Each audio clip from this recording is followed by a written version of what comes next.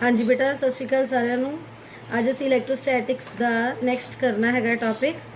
Applications of Ghaus law ਚੱਲ ਰਿਹਾ ਸੀ। First application ਅਸੀਂ ਕਰ ਲਈ ਹੈ, ਹੁਣ ਸੈਕਿੰਡ ਤੇ ਥਰਡ ਐਪਲੀਕੇਸ਼ਨ ਕਰਨੀ ਹੈ। ਪਹਿਲੀ ਹੈਗੀ ਹੈ electric field due to infinite plane sheet of charge. Plane sheet लैनी है। इस केस शीट का मतलब है कि असी 2 डायमेंशनल फिगर बनानी है। ठीक है, इस तरह शीट लैनी है। ये तो चार्ज सारा डिस्ट्रीब्यूट होया होया। हुण शीट किस तरह होंदी है, जिवें असी कोई पेपर लिया है, कोई शीट हैगी है, इधर भी चार्ज है, इधर भी चार्ज है, is uniformly distributed on both sides. So Gaussian surface बनाना है। वो मैं तुहानूं पहले दस्सिया सी, गॉसियन सरफेस बनाई दा जदों भी असी कोई इलैक्ट्रिक फील्ड निकालनी है, क्योंकि असी एप्लीकेशन इहदी कर रहे हैं। हुण इहदे आले दुआले असी गॉसियन सरफेस एक सिलेंडर बना सकते हैं।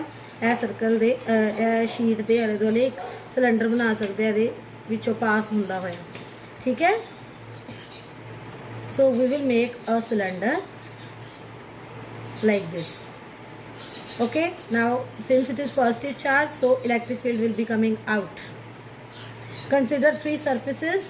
ਇਹਦੇ ਦੋ surfaces ਜਿਹੜੇ ਹੈਗੇ ਆ ਇਹ ਹੋ ਜਾਣਗੇ ਇੱਧਰ ਤੇ ਇੱਧਰ, ਇਹ ਦੂਸਰਾ ਇਸ ਸਾਈਡ, ਇਹ ds। ਠੀਕ ਹੈ, ਇਹ ਥਰਡ ਸਰਫੇਸ ਹੈਗਾ, this is pointing out। ठीक है, एक इलैक्ट्रिक फील्ड ਜਿਹੜੀ ਹੈ ਇਧਰੋਂ ਬਾਹਰ ਤੇ ਇਧਰੋਂ ਵੀ ਬਾਹਰ, ਇਹ ਦੋ ਸਰਫੇਸਿਸ ਹੈਗੇ, ਦੋਵੇਂ ਇੱਕੋ ਵਰਗੇ ਹੈਗੇ ਆ। ठीक है, ਜਦੋਂ ਅਸੀਂ टोटल इलैक्ट्रिक फील्ड ਲੈਣੀ ਹੈ ਉਦੋਂ ਕੀ ਲੈਣੀ ਹੈ, ਅਸੀਂ ਸਾਰੇ ਸਰਫੇਸਿਸ ਨੂੰ ਕੰਸੀਡਰ ਕਰਨਾ ਉਦੋਂ। ठीक है, ਪਹਿਲੇ ਵੀ ਅਸੀਂ ਇਸ ਤਰ੍ਹਾਂ ਹੀ ਕੀਤਾ ਸੀ। ਫਾਈ ਕੀ ਹੁੰਦਾ ਹੈ, E dot ds hole integral. ठीक है, ਇਨਕਲੋਜ਼ਡ ਸਰਫੇਸ। ਹੁਣ ਇਹਦੇ ਸਾਰੇ ਰੀਜਨਸ ਡਿਵਾਈਡ ਕਰ ਲਓ। E dot ds 1 plus E dot ds 2 plus E dot ds 3 and you can consider it as 4th region. Okay, ਹੁਣ ਤੁਹਾਨੂੰ ਪਤਾ ਹੈਗਾ ਕਿ ਜਦੋਂ ਅਸੀਂ E डॉट ds फर्स्ट ਤੇ ਸੈਕਿੰਡ ਰੀਜਨ ਵਾਲਾ ਕਰ ਰਹੇ ਹਾਂ, ਮਤਲਬ ਇਹ ਵਾਲਾ ਰੀਜਨ ਤੇ ਇਹ ਵਾਲਾ, ਇਹ ਦੋਨਾਂ 'ਚ ਇਲੈਕਟ੍ਰਿਕ ਫੀਲਡ ਤੇ ds vector, these are perpendicular to each other, so they will give you cos theta to be cos 90 degree. So we cancel 1 and 2 here. ठीक है, ਇੱਥੇ ਦੋਨਾਂ ਦੀ ਵੈਲਿਊਜ਼ ਜਿਹੜੀਆਂ 0 + 0 ਆ ਜਾਣਗੀਆਂ, ਇਹਦੀ ਵੀ 0, ਇਹਦੀ ਵੀ 0। ਇੱਥੇ ਕੀ ਆ ਜਾਏਗਾ, ਪਲੱਸ E ਡਾਟ ds ਦਾ E ds cos 0। ਠੀਕ ਹੈ, ਇਹਨਾਂ ਦੋਵਾਂ 'ਚ ਐਂਗਲ 0 ਹੈਗਾ, E ds cos 0, it will give you 2 E ds cos 0, cos 0 is 1, it will give you 2 E ds. Now since E is constant everywhere, सारे किते same है, इन्हों बाहर ला जाओ, की आ जाएगा 2 E ds। यह जोड़ा है एरिया इहदा आएगा ds सिलेंड्रिकल जोड़ा है छोटा जा सर्कुलर बन गया एरिया, ओदा सर्कल का एरिया A ले लो, यह की आ जाएगा 2 E A। Okay, now left side तो साढ़े कोल फाई हैगा सी। ਹੁਣ ਅਸੀਂ ਗੌਸ ਥਿਓਰਮ ਲਗਾਣੀ ਹੈ। ਗੌਸ ਥਿਓਰਮ ਦੇ ਅਕੋਰਡਿੰਗਲੀ ਕੀ ਹੈਗਾ, ਗੌਸ ਥਿਓਰਮ ਦੇ ਅਕੋਰਡਿੰਗਲੀ E ਡਾਟ ds ਕਿਹਦੇ ਇਕੁਅਲ ਹੁੰਦਾ ਹੈ, 1/ε times charge enclosed. Okay, so ਇਹਦੀ ਵੈਲਿਊ ਇੱਥੋਂ ਲਓ 2EA, this is equal to Q/ε0। what will be the value of E now? E will be equal to Q/2A/ε0। Okay, now एक गल होर हो सकती है, तुहानूं इन्ना पता हैगा है कि जदों सरफेस चार्ज डेंसिटी कल कीता सी, सरफेस चार्ज डेंसिटी की हुंदा sigma, that is equal to charge per unit area. ठीक है, कल कीता सी, इसलिए इहदी जगह ते तुसीं सिग्मा भी लिख सकते हो। It will give you sigma over 2ε0। So this is the value of electric field due to sheet charge, plane sheet of charge. ठीक है, now we will be doing next application. Next application जिहड़ी हैगी है Gauss theorem दी, वो की हैगी है third application, electric field due to uniformly charge shell, spherical shell लेना है। ठीक है, तो लिख लो यूनीफॉर्मली चार्ज्ड।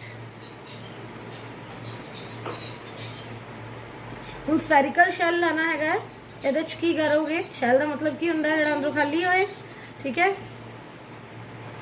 ਪਹਿਲੇ ਸਭ ਤੋਂ ਗੌਸ਼ਨ ਸਰਫੇਸ ਬਣਾਵਾਂਗੇ। ਇੱਕ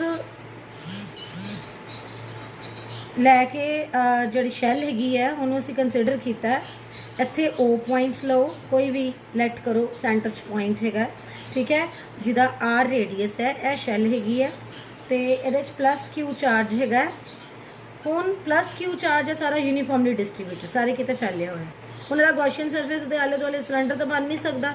ਠੀਕ ਹੈ, ਲਾਈਨ ਵੀ ਨਹੀਂ ਬਣ ਸਕਦੀ, ਸੋ ਇਹਦੇ ਆਲੇ ਦੁਆਲੇ ਇੱਕ ਸਫੇਅਰ ਟਾਈਪ ਬਣੇਗਾ ਇਹਦਾ ਗੌਸ਼ਨ ਸਰਫੇਸ ਇਸ ਤਰ੍ਹਾਂ। ਠੀਕ ਹੈ, ਹੁਣ ਤੁਸੀਂ ਉਸ ਗੌਸ਼ਨ ਸਰਫੇਸ ਦਾ ਜਿਹੜਾ ਹੈਗਾ ਰੇਡੀਅਸ ਉਹਨੂੰ ਲੈਟ ਕਰ ਲਓ ਸਮਾਲ r। ਇੱਥੇ ਉਹਦਾ ਕੋਈ ਲੈ ਲਓ ਛੋਟਾ area ds vector. Positive Q charge is distributed over air. ਠੀਕ ਹੈ, electric field will be pointing out.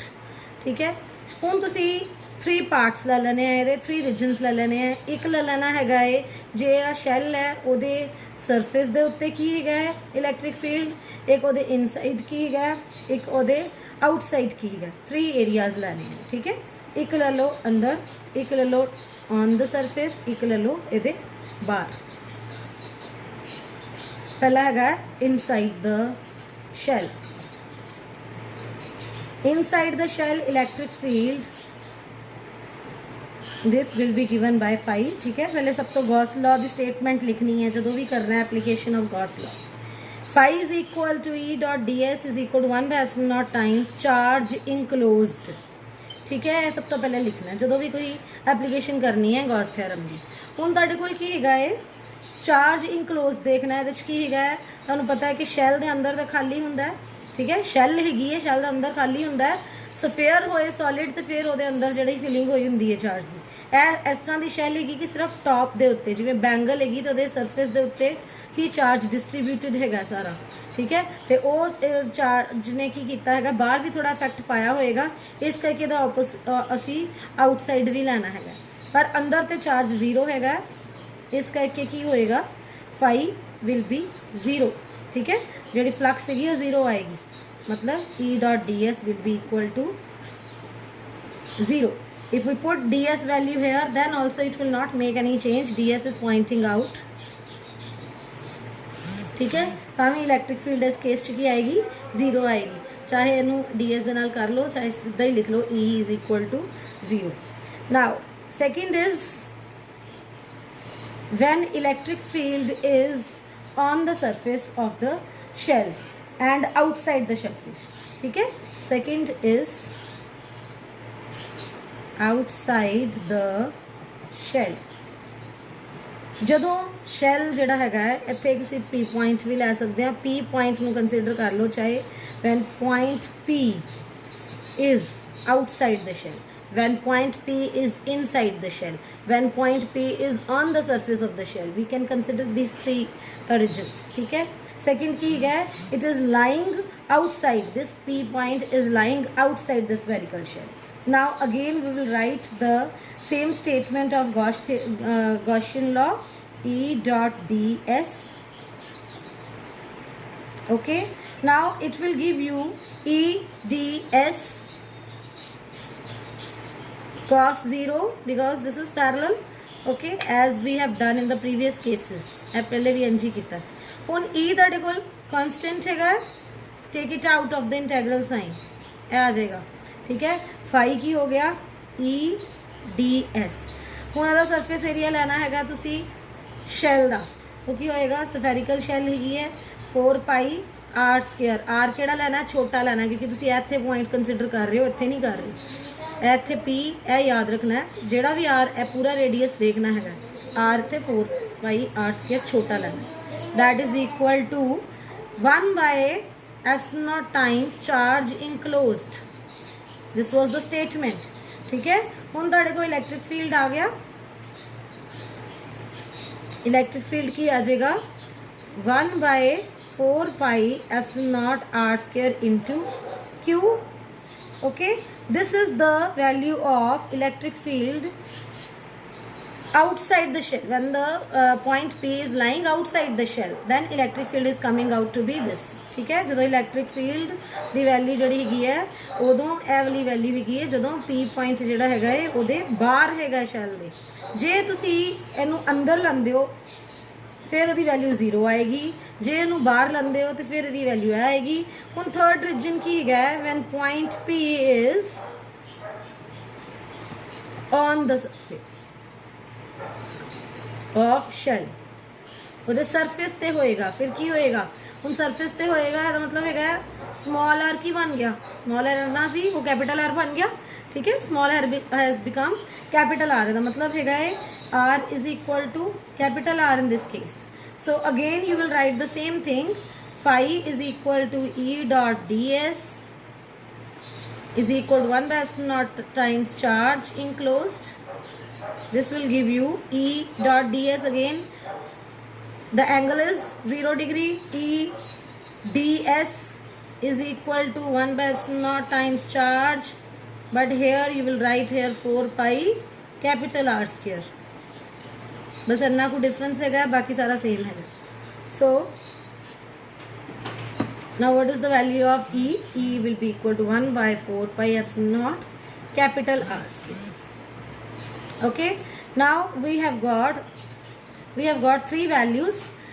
अंदर की होएगा inside the shell, when the point P is inside the shell then electric field is 0.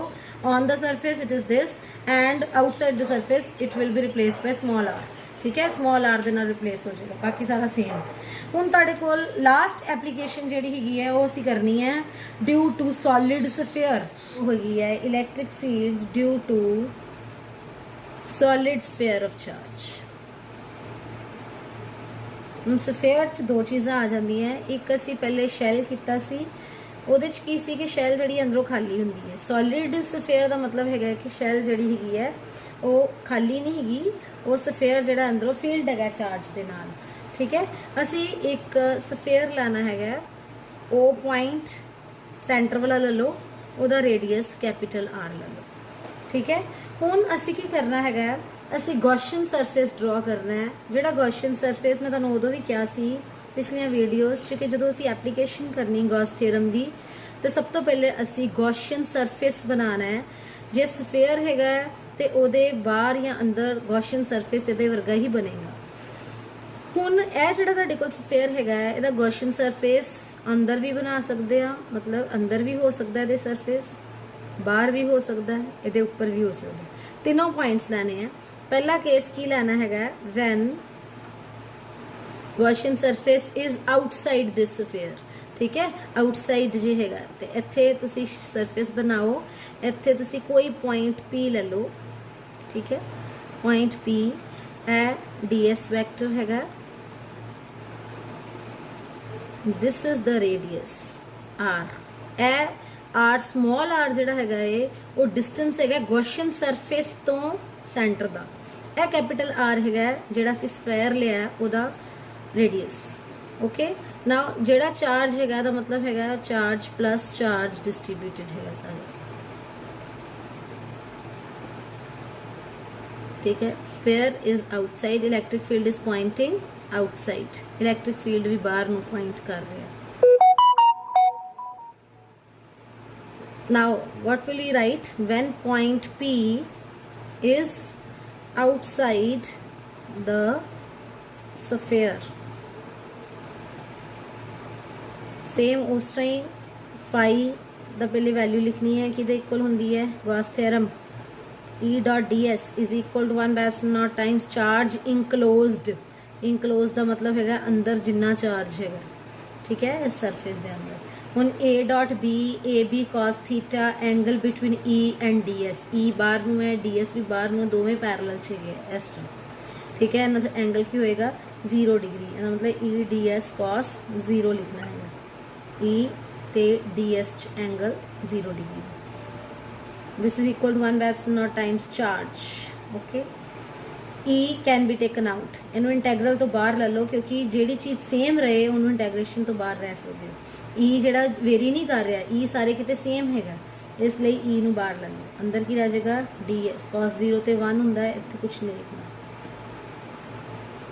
ठीक है। ds इंटैग्रल छोटा छोटा ना जोड़ लोगे तो पूरा बन जाएगा।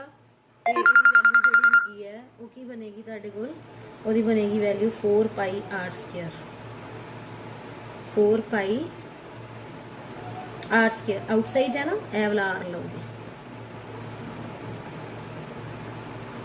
ठीक है। हम इलैक्ट्रिक फील्ड इतों निकाल सकते हैं। इलैक्ट्रिक फील्ड की आ जाएगा 1/4 pi epsilon naught into R square into Q. Okay, this is the value of electric field outside जे सफेयर असी गॉसियन सरफेस लिया। हुण तुसी ऑन द सरफेस भी लेना हैगा। जे तुहाडा कोल P point on the sphere होए, on the surface of sphere, फिर की होएगा जो ऑन द सरफेस होएगा ਇਹਦਾ मतलब हैगा कि यह पी पॉइंट बाहर ਨੂੰ नहीं है, ਇਹਦੇ ਉੱਤੇ ही है। जे ਇਹਦੇ ਉੱਤੇ ही होएगा तो ਇਹਦਾ मतलब हैगा कैपिटल आर स्मॉल आर ਦੇ इक्वल हो जाएगा, ठीक है। ਇੱਥੇ पी पॉइंट हैगा ds उस तरह ही है, capital R will be equal to small R, ठीक है। ਇਹਦਾ मतलब हैगा बाकी सारी टर्म सेम रहेगी, बस स्मॉल आर की जगह ते असी कैपिटल आर ले लेना, बाकी सारी एक्सप्रैशन सेम करनी है। ਇੱਥੇ की कर देना है ds की जगह ते पाई r स्क्वायर कर देना, rest of the things are the same, ठीक है। यह ध्यान रखना है जो सरफेस के उत्ते लेना है उदों जोड़ा आर पॉइंट इतों तक सी वो इतों तक रह जाएगा, मतलब स्मॉल आर कैपिटल आर दे इक्वल है। हुण थर्ड है साडे कोल inside the surface of the sphere. This is also very important, इन्हूं ध्यान नाल समझना है। जदों की होएगा point P is inside the solid sphere, ਉਹਦੇ अंदर होएगा। ਹੁਣ ਇਹ ਤੁਹਾਡੇ ਕੋਲ ਸਫੇयर ਹੈਗਾ ਸੀ पूरा, ਜਿਹਦਾ ਸੈਂਟਰ O ਲਿਆ ਸੀ, कैपिटल R ਉਹਦਾ रेडियस लिया सी, ਉਹਦੇ अंदर गॉसियन सरफेस हैगा, ਇਹ हैगा सपोज गॉसियन सरफेस, ठीक है। ਇਹਦਾ मतलब ਇੱਥੇ R पॉइंट स्मॉल r ਇੱਥੋਂ तक होएगा, P पॉइंट ds वैक्टर है हैगा, electric field is pointing out, positive charge, एक पॉजिटिव चार्ज हैगा ਤੁਹਾਡੇ ਕੋਲ, ਇੱਕ पॉजिटिव चार्ज ਤੁਹਾਡੇ ਕੋਲ, ਇੱਕ ਚਾਰਜ ਹੈਗਾ ਏ ਜਿਹੜਾ ਇਸ ਗੌਸਿयन ਸਰਫੇਸ ਦੇ ਬਾਹਰ ਹੈਗਾ। ਇਹ ਤੁਹਾਡੇ ਕੋਲ ਗੌਸਿयन ਸਰਫੇਸ ਹੈ, ਇਹ ਗੌਸਿयन ਸਰਫੇਸ ਦੇ ਬਾਹਰ ਹੈ, ठीक है। ਉਹਨੂੰ ਤੁਸੀਂ ਕੀ ਲੈ ਲਓ, ਇਹਦੀ ਚਾਰਜ ਡੈਂਸਿਟੀ ਅਲੱਗ ਲੈ ਲਓ, ਅੰਦਰ ਵਾਲੇ ਦੀ ਚਾਰਜ ਦੀ ਅਲੱਗ ਲੈ ਲਓ, ठीक है। ਚਾਰਜ ਜਿਹੜਾ ਹੈਗਾ ਏ ਇਹਦੇ ਚ ਦੋ ਚੀਜ਼ਾਂ ਲਿਖਣੀਆਂ। ਜਦੋਂ ਇਨਸਾਈਡ ਦਾ ਸਫੇਅਰ ਹੋਏਗਾ ਉਹਦੇ ਚ ਅਸੀਂ ਚਾਰਜ ਡੈਂਸਿਟੀ ਦੀ ਗੱਲ ਕਰਨੀ ਹੈ, ਚਾਰਜ ਪਰ ਯੂਨਿਟ ਵੋਲਿਊਮ, ਜਿਹੜਾ ਅਸੀਂ ਪਹਿਲੇ ਕਰ ਚੁੱਕੇ ਹਾਂ। ਚਾਰਜ ਡੈਂਸਿਟੀ ਦੀ ਕਿਉਂ ਗੱਲ ਕਰਨੀ ਹੈ, ਕਿਉਂਕਿ Q is not the same. ਇੱਥੇ ਚਾਰਜ ਹੋਰ ਹੈਗਾ, ਜੋ ਗੌਸਿयन ਸਰਫੇਸ ਦੇ ਅੰਦਰ ਹੈ ਉਹ ਚਾਰਜ ਹੋਰ ਹੈਗਾ, ਠੀਕ ਹੈ। ਜਿਹੜਾ ਅੰਦਰ ਹੈਗਾ ਏ ਉਹਨੂੰ ਤੁਸੀਂ ਅਲੱਗ ਲੈਟ ਕਰਨਾ ਹੈ, ਜਿਹੜਾ ਬਾਹਰ ਹੈਗਾ ਉਹਨੂੰ, ਬਾਹਰ ਦਾ ਮਤਲਬ ਹੈਗਾ ਕਿ ਇਹ ਵੱਡੇ ਸਫੇਅਰ ਦੇ ਅੰਦਰ ਹੈਗਾ, ठीक है। ਉਹਨੂੰ ਅਸੀਂ ਅਲੱਗ ਲੈਟ ਕਰਨਾ ਹੈ। ਪਹਿਲੇ ਸਾਡੇ ਕੋਲ ਇਹ ਡਿਸਟੈਂਸ ਆ ਗਿਆ ਸਮਾਲ r, ਇਹ ਤੁਹਾਡੇ ਕੋਲ P ਪੁਆਇੰਟ ਹੈ, ठीक है। ਹੁਣ ਤੁਹਾਡੇ ਕੋਲ ਚਾਰਜ ਡੈਂਸਿਟੀ ਪਰ ਦੋਨਾਂ ਦੀ ਸੇਮ ਹੋਏਗੀ, ਇਹਦਾ ਮਤਲਬ ਰੋ ਜਿਹੜਾ ਹੈ ਦੋਨਾਂ ਦਾ ਸੇਮ ਹੋਏਗਾ, ਅੰਦਰ ਵੀ ਤੇ ਬਾਹਰ ਵੀ ਰੋ ਸੇਮ ਹੋਏਗਾ, मतलब ਚਾਰਜ ਪਰ ਯੂਨਿਟ ਵੋਲਿਊਮ ਸੇਮ ਹੋਏਗਾ, ठीक है। जे ਅਸੀਂ ਚਾਰਜ ਪਰ ਯੂਨਿਟ ਵੋਲਿਊਮ ਲੈ ਰਹੇ ਹਾਂ, ਅੰਦਰ ਵਾਲੇ ਦਾ ਲੈਟ ਕਰ ਲਓ ਤੁਹਾਡੇ ਕੋਲ Q डैश हैगा, बाहर वाले का लेट कर लो चार्ज Q हैगा, फिर क्या आएगा चार्ज पर यूनिट वॉल्यूम, अंदर वाले का वॉल्यूम। दोबारा डायग्राम बनाने हैं साफ जी ताकि तुहानू क्लियर हो जाए, ठीक है। ਇਹ ਤੁਹਾਡੇ ਕੋਲ ਕੀ ਹੈਗਾ ਸਫੇਅਰ ਹੈਗਾ, ठीक है। थोड़ा ਵੱਡਾ ਬਣਾ ਲਓ। ਇਹਦੇ ਅੰਦਰ ਕੀ ਹੈਗਾ ਤੁਹਾਡੇ ਕੋਲ ਗੌਸਿयन ਸਰਫੇਸ ਹੈ, ਇਹ O ਪੁਆਇੰਟ ਹੈ, ਇਹ ਤੁਹਾਡੇ ਕੋਲ R ਕੈਪੀਟਲ R ਰੇਡੀਅਸ ਸੀ। ਹੁਣ ਇਹ ਪੁਆਇੰਟ P ਜਿਹੜਾ ਹੈਗਾ ਇੱਥੋਂ ਤੱਕ ਦਾ ਡਿਸਟੈਂਸ ਸਮਾਲ r ਹੈ, ਠੀਕ ਹੈ। ਇਹ P ਪੁਆਇੰਟ ds ਵੈਕਟਰ। ਹੁਣ ਅਸੀਂ ਜਦੋਂ ਅੰਦਰ ਦੀ ਗੱਲ ਕਰਨੀ ਉਦੋਂ ਚਾਰਜ ਡੈਂਸਿਟੀ ਦੀ ਮੈਂ ਤੁਹਾਨੂੰ ਪਹਿਲੇ ਦੱਸਿਆ ਹੈ ਕਿ ਚਾਰजेस ਡਿਫਰੈਂਟ ਹੈਗੇ, ਇਹਨਾਂ ਦੇ ਚਾਰਜ ਡੈਂਸਿਟੀ ਸੇਮ ਹੋਏਗੀ। ਚਾਰजेस ਜਿਹੜੇ ਹੈਗੇ ਆ ਉਹਨਾਂ ਨੂੰ ਅਸੀਂ ਅਸਿਊਮ ਕਰਕੇ ਚੱਲਨੇ ਆ कि एक तो ਜਿਹੜਾ ਹੈਗਾ ਇਹ ਸਫੇਅਰ ਦਾ, ਇਹ ਵਾਲਾ ਸਫੇਅਰ ਦਾ, ਉਹਨੂੰ ਲੈਟ ਕਰ ਲਓ ਤੁਸੀਂ Q ਹੈਗਾ ਤੁਹਾਡੇ ਕੋਲ, ਇਹ ਜਿਹੜਾ ਅੰਦਰ ਵਾਲਾ ਹੈਗਾ ਉਹਨੂੰ ਤੁਸੀਂ ਲੈਟ ਕਰ ਲਓ Q ਡੈਸ਼ ਹੈਗਾ, ਠੀਕ ਹੈ। ਹੁਣ Q ਡੈਸ਼ ਓਵਰ ਇਹਦਾ ਵੋਲਿਊਮ ਅੰਦਰ ਵਾਲੇ ਦਾ ਕਿੰਨਾ ਆ ਜਾਏਗਾ 4/3 ਪਾਈ r क्यूब, क्योंकि इत्थों तक दा रेडियस स्मॉल आर है, ठीक है, पॉइंट पी तक दा, is equal to Q over 4/3 pi R capital R cube, आ जाएगा, ठीक है। चार्ज पर यूनिट वॉल्यूम अंदर वेदा, चार्ज पर यूनिट वॉल्यूम बाहर वेदा, ठीक है। इसका मतलब ये दो आ गए। इत्थे क्यू डैश की वैल्यू जी लैनी है असी वो इलैक्ट्रिक फील्ड च पुट करनी जो असी गॉस थ्योरम च करनी है। गॉस थ्योरम की होंगी phi is equal to E dot D S is equal to charge per unit volume, ठीक है, क्यू बाय एप्सिलॉन नॉट। हुण असी एच पुट करते हैं कि की वैल्यू आएगी। हुण इत्थे क्यू बाय एप्सिलॉन नॉट लिया है, पर जो इनसाइड का स्फेयर लेना, इनसाइड का असी चार्ज की लिया सी क्यू डैश, ये जगह पे मतलब क्यू डैश आ जाएगा इत्थे, ठीक है। यह याद रखना बस कि इनसाइड च इत्थे क्यू डैश आना है, बाकी सारे केसेस इत्थे क्यू आना है। हुण देखो इत्थे क्यू डैश की वैल्यू पुट करनी है जी असी इत्थों निकालनी है। Q dash is equal to तो तुहाडे कोल हैगा सी ना Q dash over 4/3 pi R cube, इनू निकाल लो पहले इत्थों। Q dash is equal to 4/3 pi कटे गए, ये ऊपर चला जाएगा, ये की आ जाएगा आर क्यूब ओवर, ठीक है। हुण ए वाली वैल्यू असी गॉस लॉ च पुट करनी है।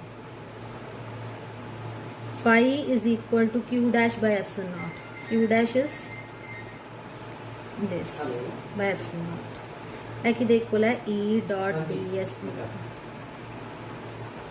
Now E is constant, again we are to find the value E ते डी एस च कितना एंगल है, प्लस पॉजिटिव चार्ज, ये सारा तुहानू पहले दसिया, रिज्यूम करके चलिया, ठीक है। Electric field is pointing out, D S is out, so दोनों का एंगल 0 डिग्री, इन्हों एंगल 0 डिग्री होएगा, ई डी एस कॉस 0 हो जाएगा। ई नू बाहर निकालना क्योंकि ई कांस्टेंट है। मैं डायरैक्ट लिखन लगी हूँ हूँ है कि आ जाएगा E D S is equal to Q R cube. बड़े सारे स्टेप्स अपने आप करने हैं, ए डॉट बी लगा के ए बी कॉस 0 तो कॉस 0 नू फिर 1 पुट कर देना है, ई डी एस इस तरह ही आएगा,